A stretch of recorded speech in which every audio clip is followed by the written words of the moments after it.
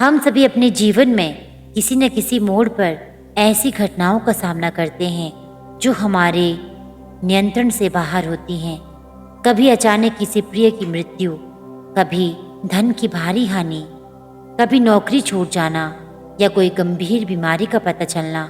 ये आपदाएं हमें हिला देती हैं। सामान्य मनुष्य इसे दुर्भाग्य, बुरा समय या ईश्वर का प्रकोप मानता है, लेकिन परमहंस योगानंद जी ने इन घटनाओं को आध्यात्मिक दृष्टि से देखा है।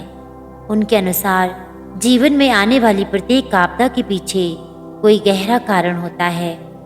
सबसे पहला है कर्म का सिद्धांत। जड़ में कर्म ही है। परमहंस योगानंद ने कहा, हर कार्य एक कारण से उत्पन्न होता है और हर अनुभव उसके फल स्वरूप आता है। जीवन की हर आपदा हमारे पिछले और वर्तमान जीवन के कर्मों का परिणाम होती है। यदि किसी व्यक्ति को अचानक धन की हानि होती है या किसी प्रियजन की मृत्यु होती है, तो वह सिर्फ इस जन्म के कर्मों से नहीं बल्कि पूर्व जन्म के कर्मों से भी जुड़ा जाता है। हम जो बोते हैं वही काटते हैं, ये ईश्वरीय नियम है। उदाहरण, किसी ने पूर्व जन्म में एक धन का दुरुपयोग किया हो, दूसरों की संपत्ति हड़पी हो या ऐसे कार्य से धन कमाया हो जो अनैतिक हो, तो इस जन्म में उसे धन की हानि के रूप में उसका फल मिलता है। इसी तरह किसी की अकाल मृत्यु भी किसी कर्म बंधन या आत्मा की यात्रा का हिस्सा हो सकती है। दूसरा है आत्मा की यात्रा और सीख। आपदाएं आत्मा को विकसित करने का माध्यम है। परमहंस योगानंद जी कहते हैं, आत्मा जब शरीर धारण करती है तो उसका उद्देश्य केवल सांसारिक सुख नहीं होता, बल्कि आत्मज्ञान की ओर अग्रसर होना होता है। दुख और आपदा आत्मा को गहराई से झकझोरते हैं ताकि वे अपने वास्तविक स्वरूप को पहचाने। यदि जीवन केवल सुखमय होता तो आत्मा शायद कभी परमात्मा की ओर नहीं जाती। संकट मनुष्य को ये सोचने पर विवश करता है, मैं कौन हूँ, मेरे साथ ये क्यों हुआ, और यही प्रश्नों से ईश्वर की ओर ले जाता है। मृत्यु एक परिवर्तन, न कि अंत। परमहंस योगानंद मृत्यु को कभी दुखद नहीं मानते। वे कहते हैं, मृत्यु आत्मा के लिए एक नई यात्रा की शुरुआत है। जब कोई अचानक मृत्यु को प्राप्त होता है तो हम शोक में डूब जाते हैं, लेकिन योगानंद जी समझाते हैं कि आत्मा कभी मरती नहीं, वे केवल शरीर छोड़ती है और अपने कर्मों के अनुसार अगली यात्रा पर निकलती है। जैसे मनुष्य पुराने वस्त्र छोड़ता है और नए धारण करता है, वैसे ही आत्मा भी शरीर छोड़कर नया शरीर प्राप्त करती है। भगवत गीता, जिसे योगानंद ने गहराई से समझाया। कभी कभी कोई आत्मा इस जीवन में केवल कुछ कार्यों को पूर्ण करने के लिए आती है। जब वे कार्य पूरे हो जाते हैं तो उनका शरीर त्यागना स्वाभाविक होता है। इसलिए हमें मृत्यु को आपदा नहीं बल्कि आत्मिक यात्रा के क्रम में देखना चाहिए। धन हानि, माया का मोह हटाना, यानी कि कभी कभी धन हानि भी माया के मोह से हमें हटाती है। परमहंस योगानंद बार बार ये चेतावनी देते हैं कि धन और भौतिक वस्तुएं माया है, भ्रम की जाल। धन का मोह आत्मा को ईश्वर से दूर ले जाता है। यदि कोई व्यक्ति बहुत अधिक माया में फंस जाता है तो आध्यात्मिकता से दूर हो जाता है, तो ईश्वर उसे झटका देते हैं ताकि वह जाग जाए। धन हानि वास्तव में एक चेतावनी होती है, तुमने मुझे भुला दिया है, अब मेरी ओर लौटो। इसलिए जब अचानक व्यापार डूबता है या बचत चली जाती है तो वह भीतर की आत्मा को पुकारने का अवसर बनता है। योगानंद जी के अनुसार माया तब टूटती है जब आत्मा सत्य की ओर मुड़ती है।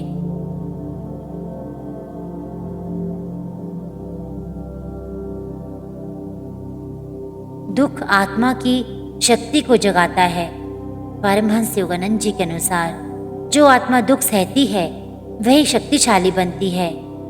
जब हम आपदाओं का सामना करते हैं तब हमारा बाहरी सहारा छिन जाता है और हम भीतर झांकने को विवश होते हैं। यही समय आत्म साक्षात्कार का होता है। आपदाएं हमारे अहंकार को तोड़ती हैं, हमें नम्र बनाती हैं और ये सिखाती हैं कि संसार में कुछ भी स्थायी नहीं है। ये बोध हमें नश्वर से अमर की ओर ले जाता है। ईश्वर की परीक्षा और अनुग्रह। कभी कभी आपदा ईश्वर की परीक्षा भी होती है। जैसे एक शिक्षक अपने छात्र की परीक्षा लेता है, वैसे ही ईश्वर भी भक्त की निष्ठा और धैर्य की परीक्षा लेते हैं। परमहंस योगानंद जी कहते हैं, जब तुम विपत्ति से घिर चुके हो और तुम फिर भी ईश्वर से प्रेम करते हो तो जान लो तुम पार हो रहे हो। धैर्य, भक्ति और विश्वास ही आपदा से बाहर निकालते हैं और जो इन कठिन घड़ियों में ईश्वर की ओर बढ़ता है उसे अंततः अनुग्रह मिलता है। आपदा एक गुप्त वरदान हो सकती है। कभी कभी जो आपदा लगती है वही जीवन का सबसे बड़ा आशीर्वाद बन जाता है। कई लोग किसी गहरे दुख के बाद साधना की ओर मुड़ते हैं और उनके जीवन में गहन शांति और ईश्वरीय प्रेम का प्रवेश होता है। ईश्वर हमें वही देते हैं जो हमारी आत्मा के लिए सर्वोत्तम है, भले ही वह हमें उस समय समझ न आए। जैसे तप्त लोहे की अग्नि में डालकर मजबूत बनाया जाता है, वैसे ही आत्मा को आपदा के अग्निकुंड में तपाकर महान बनाया जाता है। आत्मचिंतन और सुधार का अवसर। जब जीवन में झटका लगता है तो वह समय आत्मचिंतन का होता है। क्या मैं सही मार्ग पर हूँ? क्या मेरा जीवन सच्चाई और धर्म पर आधारित है? ऐसे प्रश्न हमें आत्मनिरीक्षण की ओर ले जाते हैं। परमहंस योगानंद जी सिखाते हैं कि आपदा का सबसे अच्छा उत्तर आत्म जागरूकता है। ध्यान, प्रार्थना और ईश्वर से संपर्क बढ़ाकर हम जीवन की हर चुनौती को स्वीकार और पार कर सकते हैं। अंत में, आपदा जीवन का अंत नहीं, आत्मा के विकास की शुरुआत होती है। धन हानि, मृत्यु, बीमारी, नौकरी का चला जाना, किसी प्रियजन द्वारा अपमानित होना या फिर धोखा देना या कोई भी अन्य संकट हो, हमारे जीवन का पूर्ण सत्य नहीं है। ये केवल अध्याय है जिन्हें पढ़कर आत्मा आगे बढ़ती है। परमहंस योगानंद जी का संदेश स्पष्ट है। जो कुछ होता है वे ईश्वर की अनुमति से होता है और उसका उद्देश्य आत्मा को परमात्मा से मिलाना होता है। इसलिए जब अगली बार कोई आपदा जीवन में आए तो घबराए नहीं, शांत रहें, ईश्वर की ओर मुड़ें और समझें ये सब आपकी आत्मा को जागृत करने के लिए हो रहा है। योगानंद जी का एक दिव्य वाक्य, When trials come, do not be disturbed. Look at them as blessing and lessons. यानी जब कठिनाइयाँ आए तो विचलित मत हो, उन्हें आशीर्वाद और शिक्षा के रूप में देखो। दोस्तों, अगर आज का वीडियो आपको अच्छा लगा हो तो इसे अधिक से अधिक लाइक और शेयर करना बिल्कुल न भूलिएगा। साथ ही साथ चैनल को सब्सक्राइब करना भी न भूलिएगा। आपका दिन शुभ हो। हर हर महादेव।